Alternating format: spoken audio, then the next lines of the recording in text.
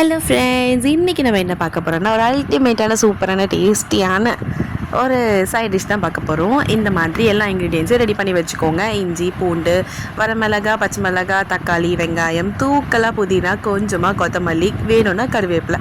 இது எல்லாத்தையும் ஃபர்ஸ்ட் இந்த மாதிரி ரெடி பண்ணி எடுத்து வச்சுக்கோங்க. ஏன்னா நம்ம இன்க்ரீடியன்ஸை மறந்துடுவோம். அந்த மாதிரி ஆட்கள் தானே நம்ம. நீங்களாம் எனக்கு தெரில, பட் இந்த மாதிரி ஃபர்ஸ்ட்டு ரெடி பண்ணி வச்சுக்கோங்க. ஃபர்ஸ்ட் நம்ம என்ன பண்ணிக்க போகிறோம்னா, இந்த வெங்காயம் அந்த தக்காளியை லைட்டாக வதக்கிட்டு அது கூடவே பச்சை மிளகாய், இஞ்சி, பூண்டு அண்டு காஞ்ச மிளகாய் ரெண்டுமே எடுத்திருக்கேன். ஸோ நீங்கள் காரத்துக்கு ஏற்ப எடுத்துக்கோங்க. ரெண்டுத்தோடைய ஃப்ளேவர் வந்துச்சுன்னா சூப்பராக இருக்கும். அதுக்கப்புறமா நான் ஆல்ரெடி சொன்ன மாதிரி கொஞ்சம் தூக்கலாக புதினாவையும் கொஞ்சம் கம்மியாக கொத்தமல்லியும் வேணும்னா கருவேப்பிலையும் ஆட் பண்ணி தண்ணி கொஞ்சமாக விட்டு அரைச்சிக்கோங்க. நம்ம நார்மலாக சட்னி எப்படி அரைப்போமோ அந்த மாதிரி அரைச்சி எடுத்துக்கலாம். அதுக்கப்புறமா தான் ஒரு ட்விஸ்ட்டே இருக்குது. இதில் நம்ம இன்னும் கொஞ்சம் எக்ஸ்ட்ராவாக தண்ணி ஆட் பண்ண போகிறோம். ஏன்னா இந்த தண்ணி சட்னி அல்டிமேட்டாக வர்றதுக்கு ரீசனே இந்த எக்ஸ்ட்ரா தண்ணி தான். அது மட்டும் இல்லாமல் இதில் நம்ம லாஸ்ட்டாக தாளித்து போட்டுக்கலாம்.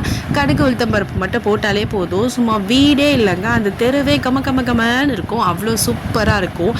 எனக்கு ரொம்ப பிடிச்சதுன்னு பார்த்தீங்கன்னா இந்த சட்னி கூட இட்லி தான்.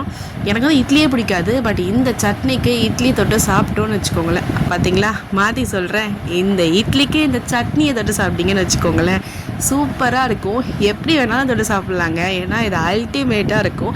நீங்களும் ட்ரை பண்ணி பாருங்கள். அண்ட் மறக்காமல் லைக் பண்ணுங்கள், ஷேர் பண்ணுங்கள், சப்ஸ்கிரைப் பண்ணுங்கள்.